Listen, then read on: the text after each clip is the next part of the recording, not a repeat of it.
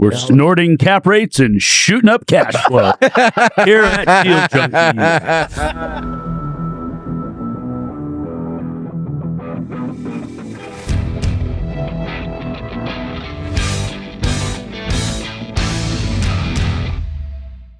Welcome back to Deal Junkies. We are back in the studio with Cannon St. Peter.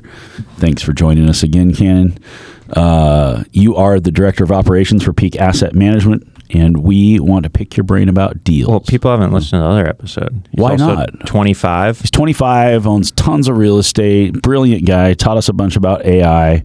We're just geeking out. Tons of real estate is ambiguous. 30 million is the number that you gained $5 million worth of real estate since the last episode. It went Congratulations. It went up in value. You know, Gabe is just recognizing Portland has more value than Salem. That's what Mike told me. He said Portland's more expensive. Reevaluated. We don't really know the number. We know it's it's almost 200 units. Yeah, and a very small percentage. Like, I'm a humble participant, so I don't think that's okay. I'm very happy with the portfolio. You want to know what I was doing when I was 25? It wasn't what you're doing right now. Now that you've been on this podcast, I think Bob and Sang need to give you more ownership. I think we just need to say, I didn't say it. Step it up. Step it up. Or we're going to steal him. Or we're going to steal. Oh, competition. My portfolio is not big enough to steal him. Mine is. My hair only stands up for equity. So.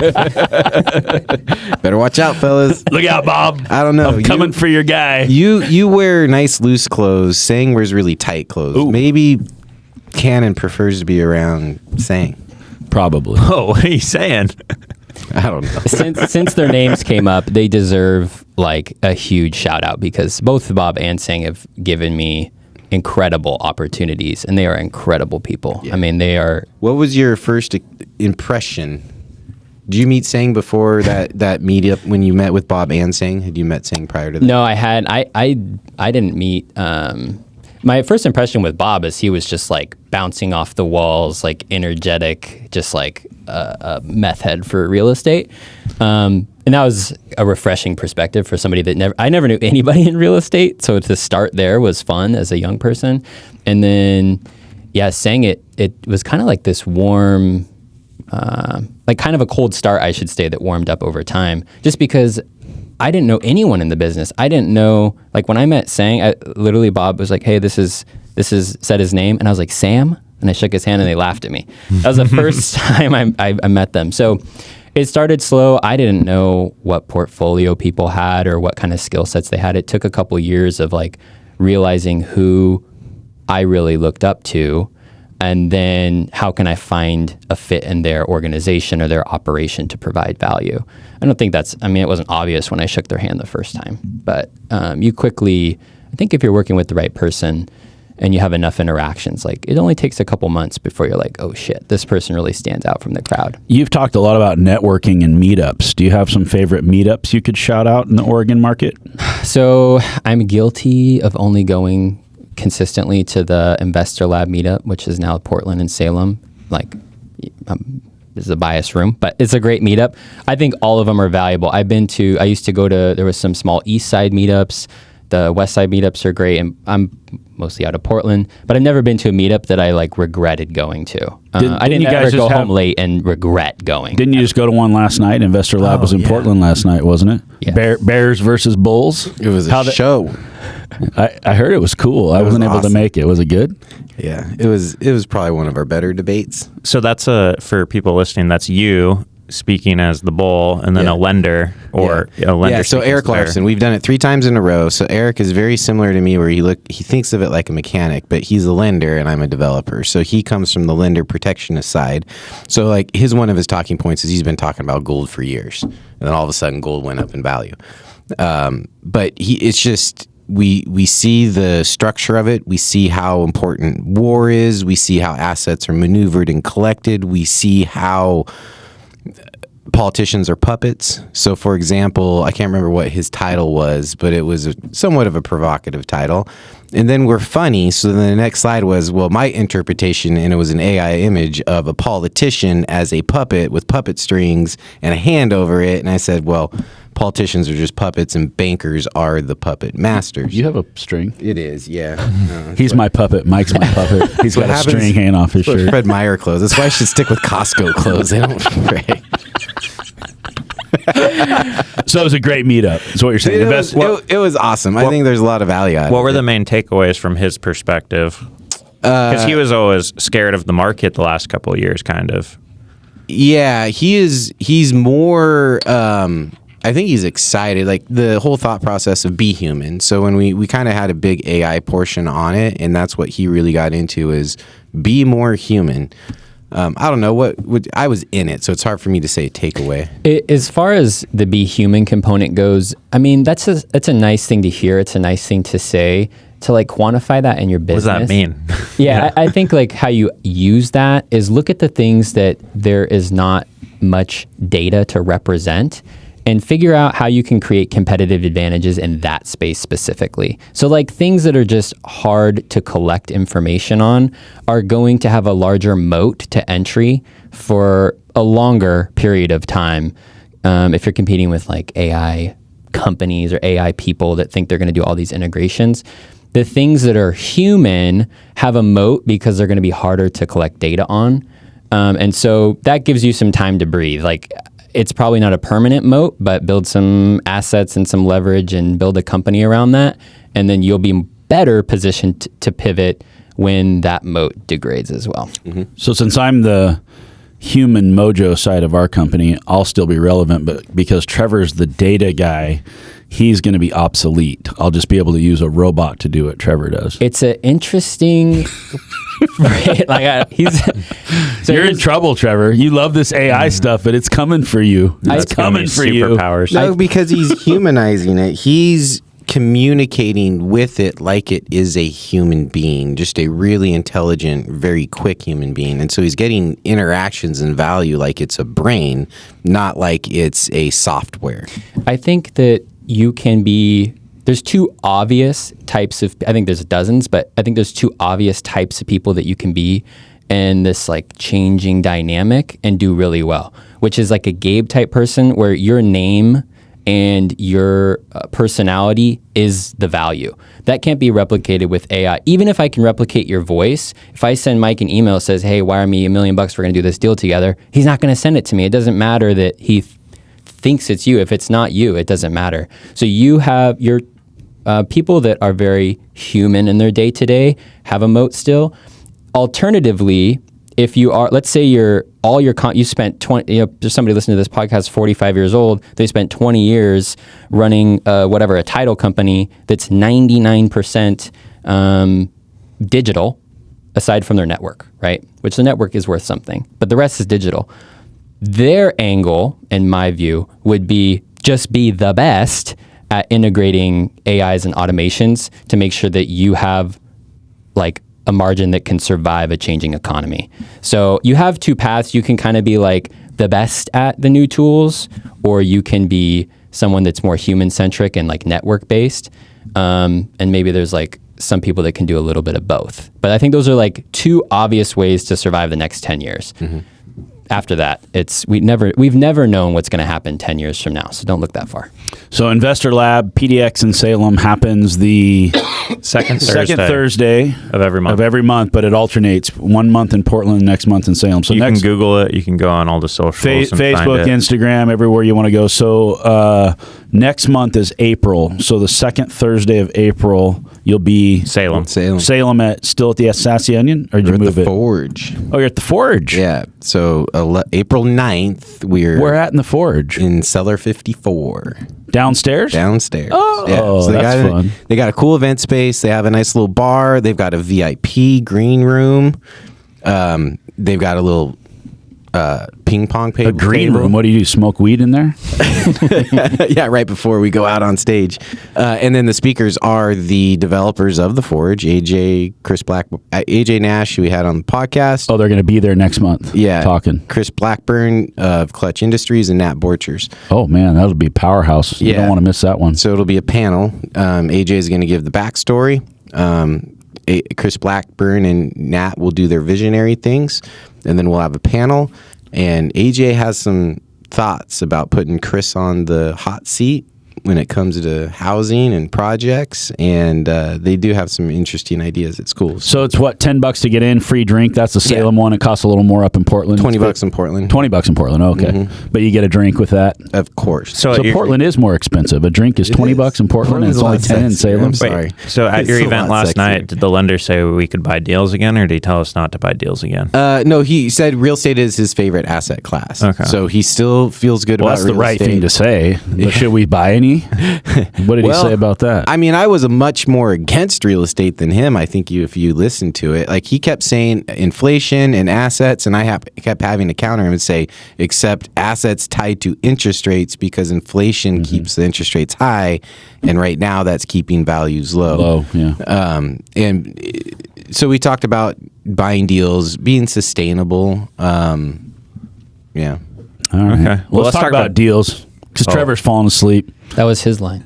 Yeah. Oh, yeah. Sorry, Trevor. I stole your thunder. That's okay. All right, let's start with your favorite deal. Okay. Well, then I'm going to start with like what was supposed to be my closer. So this is my favorite deal because I was able to use what I had learned in real estate to create like probably the most pivotal like lifestyle improvement. So I got to use real estate skills to improve my lifestyle and like just like my daily well-being. So it's not the best, maybe it's not the best like that's equity the best deal, but it's like the best deal if you want a literal answer. So I just closed on this like 3-4 weeks ago. Basically what had happened is I had convinced my wife to buy a off-market like wholesale house a few years back, and just like a small 2-bed, 2-bath. We have a little equity there, but it's not the favorite deal. The point is, we always knew we were going to move. It was never meant to be like a permanent place to stay. And so we always felt like it was like, do you unpack this box or not? Like, I don't want to spend 10 grand on this thing because we're not going to use it for more than a couple of years. And so we always knew we were going to move. And then we had like a kind of a close call. Like, we were in a perfectly safe neighborhood, but we just happened to have a neighbor that, long story short, shot a bullet into our house and almost hit my wife. Missed her by like 2 feet. And so after that happened, we were like, we need to fast track this moving thing. Like it became a real conversation. And basically what it boiled down to is we agreed we needed to move. And I go, but okay, honey, I can't buy a shitty deal. So we're going to have to like intersect these two things somehow. And she's been fantastic. I mean, she's been an incredible supporter of what I do, especially considering she doesn't really have that much interest in real estate. And so she understood that I needed to buy a good deal and gave me a year to figure it out. And but she didn't really want to live in like a 4-plex house hack type situation. She didn't want to do a fix and flip. We were okay flipping into equity, but she wanted to move in when it was done. And I was like, gosh, that doesn't leave me with like any great options. And so I just, out of pressure, I started looking for something new. And I figured it boiled down to 3 options: a seller carry, which is like great terms; sub 2, which I was like on the fence about, but it was on the table; and then an assumption. And assumption is like going to be the number one word in my vocabulary for the next 12 months because it's my current favorite strategy for people that are bankable and like looking for their first or like early deal. So a lot of people complain. I hear this all the time, that people complain about like, oh, half the real estate is owned outright. Like they don't even have debt on it. And then they're like, and then almost everybody else has 2-3% interest rate because they all refied during COVID. Exactly. All I hear is there's a bunch of seller carries out there, and there's a bunch of loans that are assumable and sub-2able. And so that became my objective. I became hyper-fixated on finding an assumption at like a 2-3% interest rate, and all I would have to do is like close the equity gap somehow. And theoretically, we could get any house as long as we were okay with the payment. And kind of my metric for what I was okay with is day one when we move in, if shit hit the fan and we had to move out, it would rent for a few $100s more than our mortgage. And so that's pretty easy to do at 2-3% interest rates. So for people looking for one of these, I did this all on market. There's a dozen off-market ways you can do this, but brokers are marketing assumptions in their listings now. So if you're in like a major city like Portland or Salem, there's going to be enough that you have like some selection. There's not a ton, but there's enough that you can kind of like look at it daily, and there'll be one every week or so. And so we did that for 8 months. We put in offers on a couple deals. Finally, this one comes on the market, and they're asking, it was like $580, $590, and they had marketed it as an assumable loan, 3% interest rate, VA. Okay, so we are not VA, but VA loans are assumable, and the entitled seller, they have their VA entitlement, they can gift that to the buyer. And does that mean they can't use it again on their next deal? Or? No. So they could just keep buying deals and entitle these to whoever buys it? It does affect them, but it doesn't prevent them from buying another deal. Effectively, like at a high level, their VA entitlement is capped at a certain debt amount per county. But most counties are like high, like almost $1 million in most counties. So if they sell you like a $500,000 house, they can probably go out and get another house. It almost is a moot point though, because if you're solving their problem, they might be fine with that anyway. Now, granted, it's a lot easier if you're VA, because then you don't have to convince somebody to do the gifting of the entitlement. So this deal was like a $590,000 house, 21 build, 3% interest rate, like 3 times the lifestyle enjoyment of our last place. It's just big, it's nice. My wife loves it. We never need to move. We can have kids in this house. It's safe, good neighborhood. And our mortgage is only $200 more than where we were living before. Where you almost got shot. Where we almost got shot. Which actually, it's funny because I am in a lot of shitty parts of town on a regular basis. And the first time we almost got shot was in like your own primary deal that we own. In your own house. So that right there is why transaction volume is a historic low. So the catch with this was between they had put money down, and also because they have a low interest rate at this point, like 4 years, 5 years out from COVID rates, because they have a 3% interest rate, they're paying down a lot of principal every month. So most cases, if you find one of these, they're going to have like 10 to 20% equity at least. Sometimes like you could get lucky and find less, but a lot of times you're gonna have 10 to 20% equity. You have to close that gap. So you can close it with cash, but in this case, that would have been a little over $100,000. I don't want to bring $100,000 to a deal. So we double closed. We found a lender that will close a HELOC on the deal, like not on a different deal. So on closing, I get the VA loan at 3%, and then I get everything up to 90% from the HELOC. And then we just bring the delta. That deal, like on paper, the only equity that we have is our cash. So from a net worth perspective, there's not much there, but the debt is incredible. And my favorite part about this is I'm buying the deal on the value of the debt. But if rates, like houses sell based on affordability, people don't really care about like the raw number. More or less, they're just backing in what can I afford to buy? That's how the bank's underwriting them. So somebody would have bought this house at like whatever, $570, and their payment would have been like $4,000, $4,500 a month. So if rates go down to 3% or close to it, where you could buy down to 3%, the value of my debt is zero. But now a $4,500 payment on this house would support like a $750,000 purchase price. So if my debt goes to zero, my equity goes to like 150. And it's just like this one-sided trade. And all the while, if I ever can't live there or don't want to live there anymore, I can rent it for like $500 more than I paid. I've been talking about this deal a lot lately because the window on this is closing. The more equity these people have, the harder it will be to do this type of deal unless rates go back down to 3 or whatever and you get like a reset on this opportunity. But in 10 years, people will have like 40, 50% equity. And if you close the gap with the HELOC or even cash, it's probably not efficient anymore after you like weighted average your interest rate. Wow. So you talked about sub 2 a little bit. Why do you like assumption better than sub 2? this sub 2 has more scale to it, I guess, because I can do as many sub 2s as I can convince people to sell me. The assumption, like our name is on that debt, it's owner occupied. We can only do one a year each or one a year total if we're both on the debt. So they both have their advantages.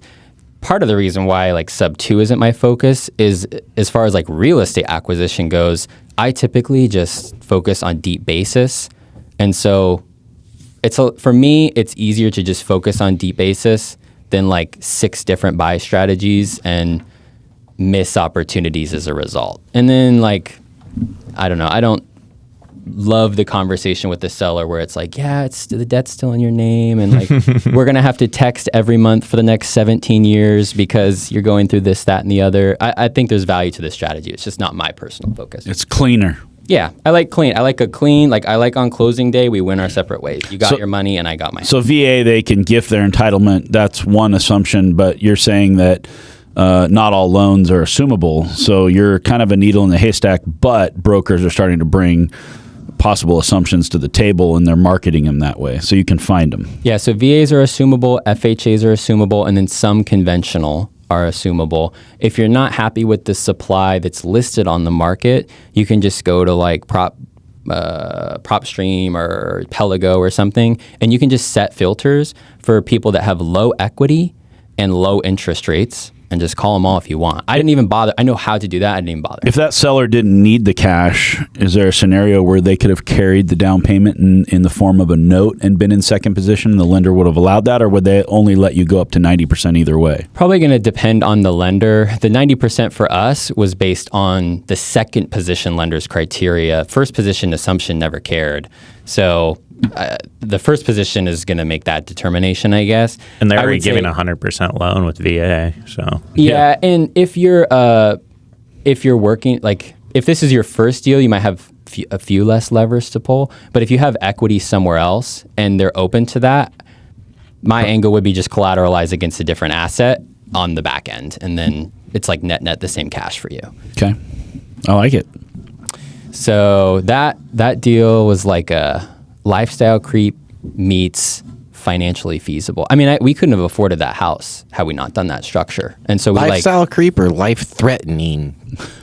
We made amends with the shooter, so we could have stayed and like probably. You're like, hey, no worries, you shot a bullet. He was accidentally trying to kill your wife. Yeah, it was like, I think like he couldn't have seen her where it happened, so it was like pure coincidence, and he had like a mental break. So long story, we ended up living with her family for a few months, but long story short, we like made amends. He's apologized, and then he moved to Texas. So we could have stayed and like been fine. But at that point, I realized how powerful the opportunity was, and I was like never going back. I was going to close one of these before the window, closes. So did you keep that other house and rent it out? Yeah, we have. That's on the market now. Okay. All right. So we want to know what keeps you up at night. You talked a little bit about your flip and how you learned a lot of lessons. Can you tell us about what's the deal that made you cry? What's the deal that made you and your wife fight? What's the one that made you lose sleep? I think I've been fortunate in like the hard lessons I've learned. I've done my absolute best to insulate that pain from my wife. I think if it starts to like dramatically affect her, I've gone too far. And that's kind of like my barometer for like the risk I'm taking. Now, I have put us in tight spots and she didn't always know it. I think to demonstrate how much risk I've taken, I got married in July of 25, very recently. And you have to pay deposits like all the way through the process. But a lot of the money really starts to hit 30 days from the wedding.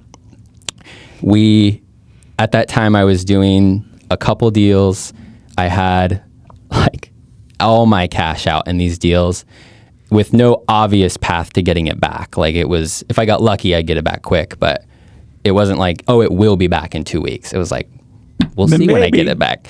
And so a month out from our wedding, we're paying all these deposits, running the account down to zero. Like a week before our wedding, I couldn't afford the honeymoon in cash.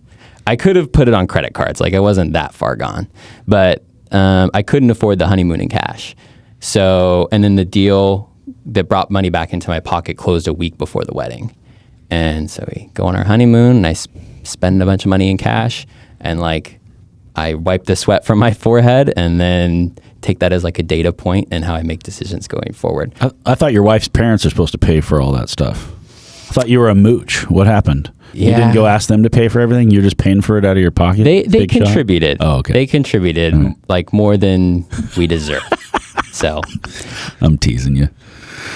So, okay, so you got yourself close, but like you didn't tell us exactly like what got you so close. Like what was it? Well, it's just spending all the cash on many deals, which so you should do. You It's always been you got deals, overinvested, which we all do. So what keeps you up at night? Now, especially having been recently married, like having a house that I love and like feeling a lot of responsibility for the employees that I manage, I have something to lose now. For basically until the last year, a reset was never a problem. Like I really didn't have that much fear of bankruptcy or just like mental collapse and like start over. But now I feel like I have something to lose. And so I've never been in that position before. Even as a kid, we never had anything to lose. I've never had enough to lose that it was meaningful. And so now it doesn't change. I'm still being aggressive in real estate, but it changes like my liquid cash goals. It changes how aggressive I'm being in my underwriting. It puts a lot more focus on creating margin in my operation so that like shit can hit the fan and we have the spread for that. And that's been my goal like the last 6 months, and then it's or like 4 months. And then that's my focus for 26 is getting a little more cash heavy, de-risking deals, getting into long-term fixed rate debt where we're not, and then reevaluate once we're in that position. This is the back off the gas pedal a little bit.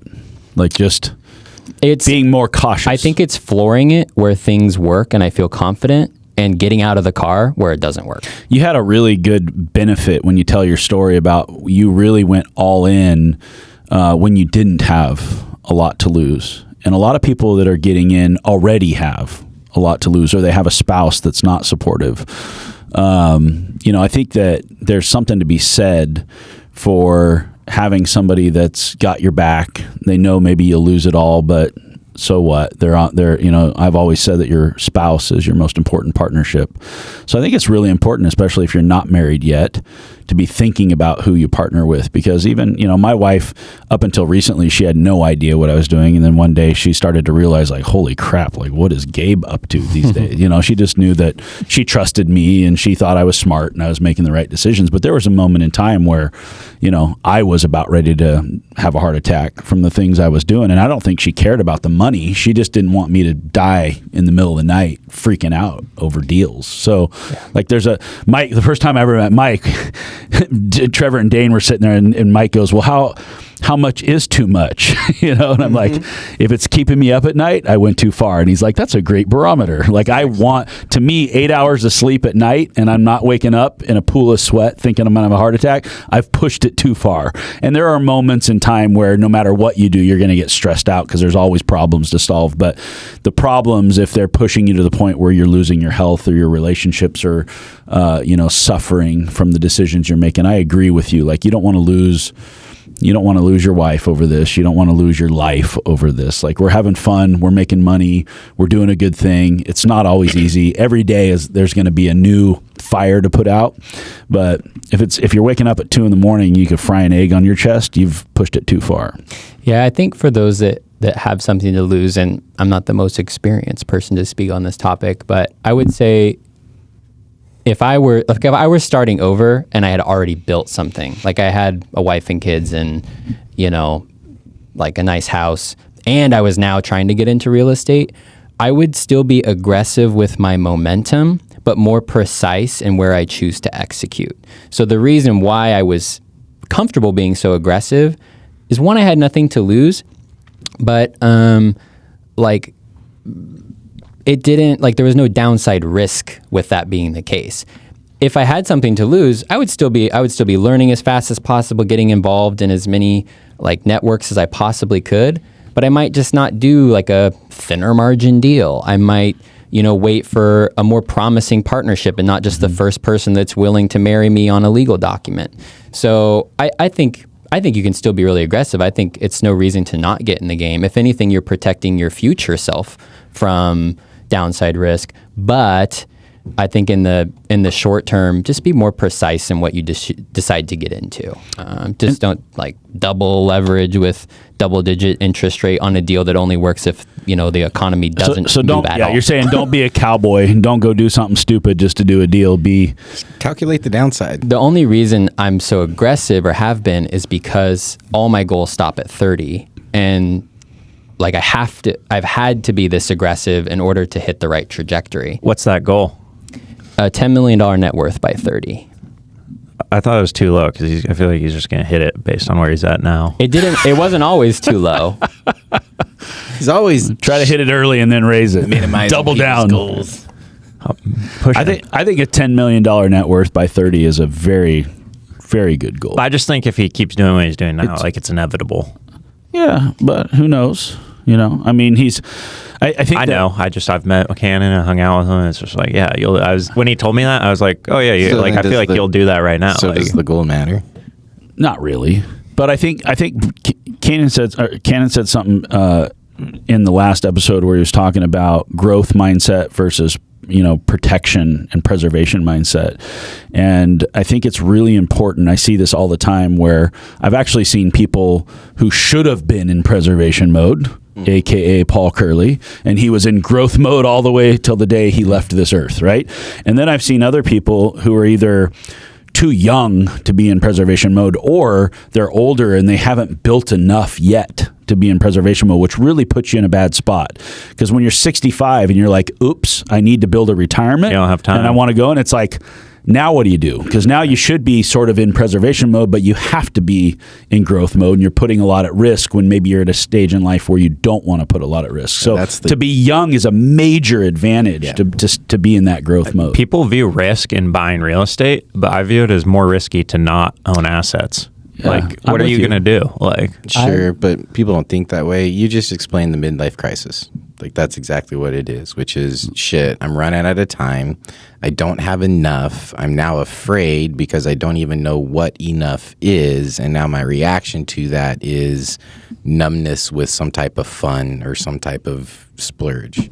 But you think about both of those mindsets between preservation and growth. You could be preservation all the way till you realize oh, I don't actually want to work anymore, or I can't work anymore, and I have no other way to replace my income. Or you could be growth all the way until it kills me because I never stopped and I never set things in motion to where at least if I wanted to slow down, I could, right? And so I think it's really important. And I'm only 50 years old and I've only been doing real estate for, a little over 10 years as an investor, but I've built something. I met with an estate person yesterday, and it's I've built something big enough now to where I got to get serious about what happens with it and what are the goals around that. And it's well, why am I buying the real estate? What am I doing? Well, number one, I'm a deal junkie, so I just like to buy deals. There is a dollar amount in there somewhere that I want to make money, obviously, because I want to win. If you're playing a game, you want to win some of the games, right? You don't want to always lose. But at the same time, it's I'm 50. And I'm not building a legacy for future generations, although I am. That's not my motive, is to build that for future generations. I want to live a good quality life. I want to have the money to do the things I want to do. I want to keep having fun. The problem is you build something, you get your $10 million net worth at 30. Well, what happens? None of us are promised tomorrow. What happens if you die at 30? Do you leave your wife $10 million and she can go off and live a great life and, do what she needs to do to move on? Or do you leave her a big, giant problem to solve? Well, that's why the goal is a net worth number and has nothing to do with real estate. Because I love real estate. I'm a deal junkie, but at the end of the day, the goal is agnostic to real estate. So when I hit 30, I want to have, I think about this a lot, planning for my wife. I want to have a $10 million net worth that will take care of my family if I'm gone. And that doesn't necessarily mean a bunch of doors paid off or with debt or with an operational company on top of it. What I want is a clean $10 million that can support my family if I'm gone and support me if I'm here. I've thought a lot about that number because it used to be lower and it creeps up as you think you're capable of more.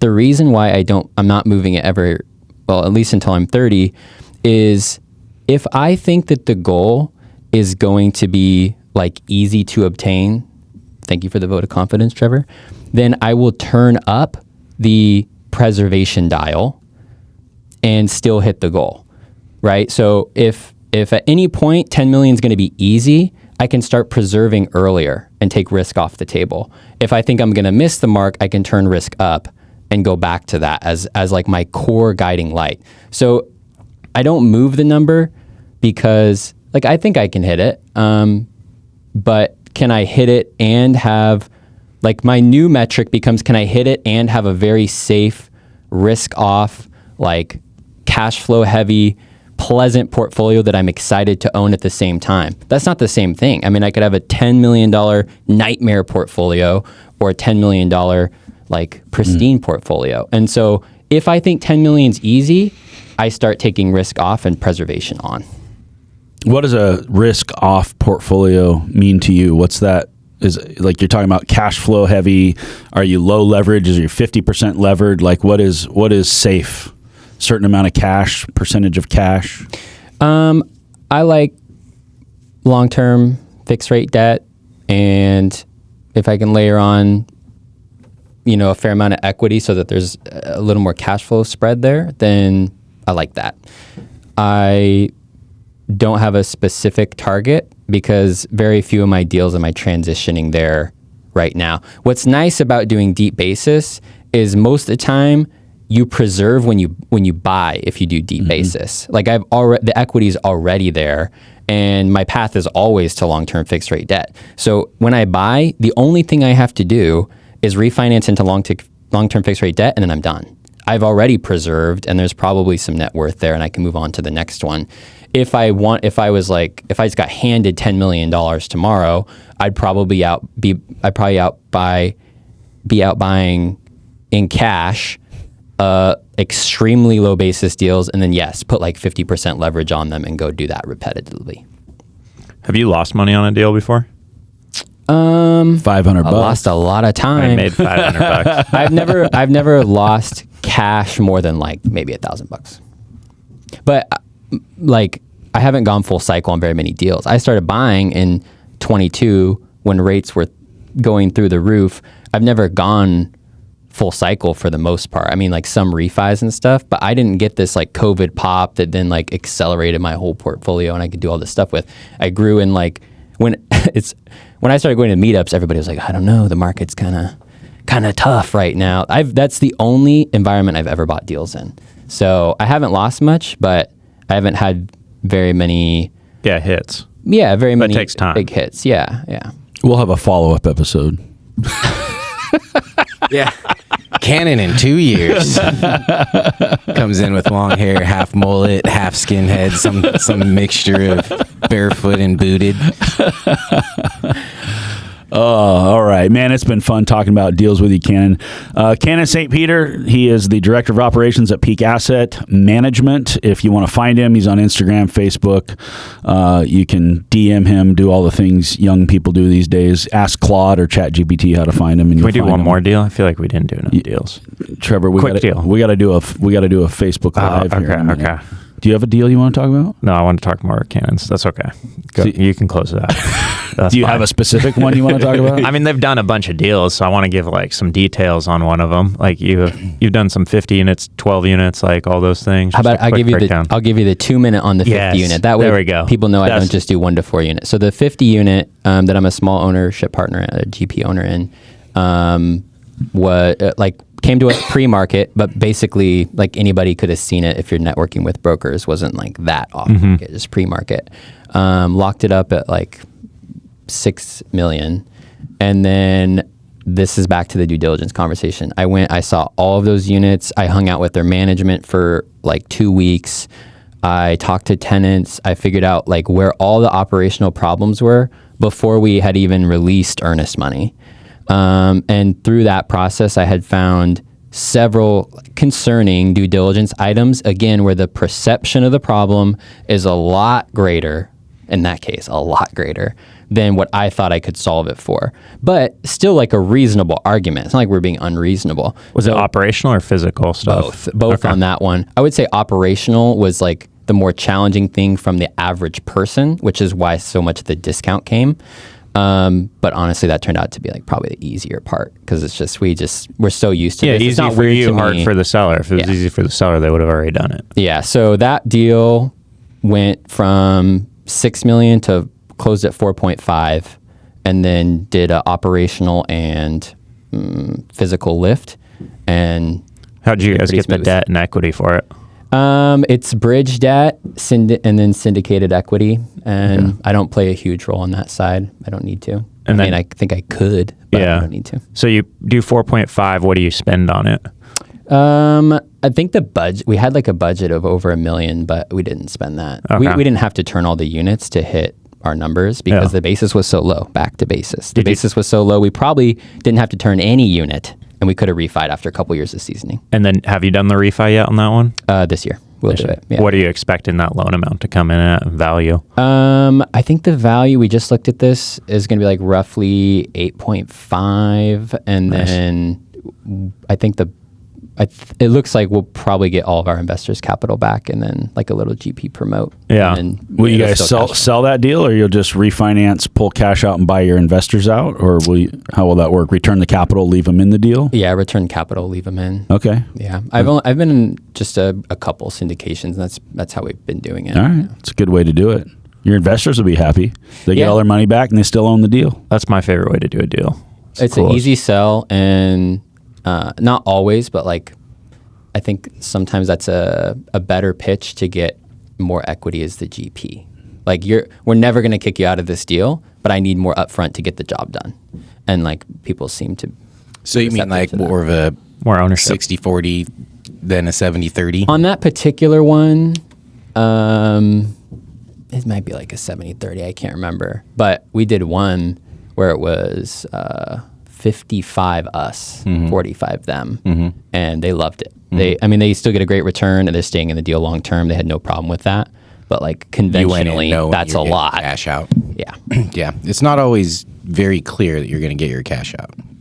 Yeah. With Even deep with basis, deep basis. It's not, you're right. It's not always clear, but sometimes you know. Yeah. When you're hitting like a 1.25% rule and expense ratio is relatively low because you're buying older property in Portland that benefits from like the Oregon tax rate hikes and stuff, you feel very confident. Like honestly, I don't really like taking investor money because I would never feel comfortable taking a loss and not paying them back. Like I'd have to pay them out of my own pocket, and that's more expensive money than anything. So if I could do every deal in my own cash or with partners that we were on the same page, like we're 50-50, we can both lose our money and I don't have to pay them back. That's my preference. But sometimes a deal is just like so good that the fear of having to pay people back is gone because I feel so good about them. Yeah, that's how it should be. All right. That's all I needed. That's all I needed. Feel better? We had to juice Trevor there for a minute. I love it when we make Trevor smile. All right. Ken and St. Peter, thanks for being on the show. Deal Junkies, we love you. Please share us with someone you love, and we'll see you next time.